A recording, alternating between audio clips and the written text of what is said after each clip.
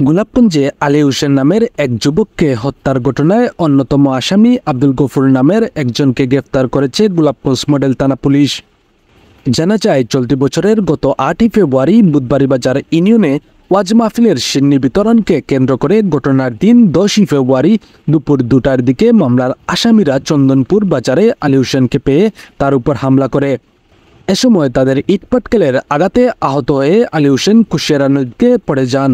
তখন আসামিরা নদীতে তাকে লক্ষ্য করে ব্রিজের অপর থেকে ইটপাটকেল ছুটতে থাকে।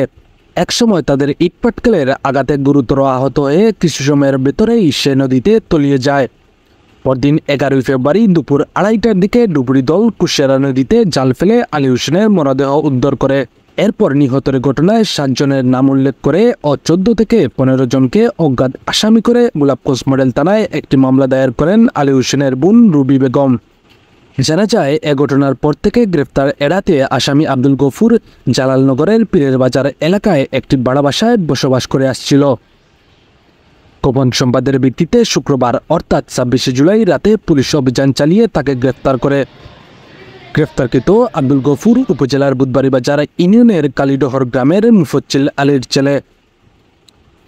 গ্রেফতারের বিষয় নিশ্চিত করে গোলাপগঞ্জ মডেল থানার ভারপ্রাপ্ত কর্মকর্তা ওসি মাসুদুল আমিন বলেন, জার্মানীয় 2 নং আসামি আব্দুল গফুর, পিতা মুফাসসির আলী, শান কালীধর, সে মূলত মামলার 2 নং আসামি। তাকে আমরা অভিযান পরিচালনা করে জালালনগর পীরের বাজার এলাকা থেকে গতকাল রাতে গ্রেফতার করি।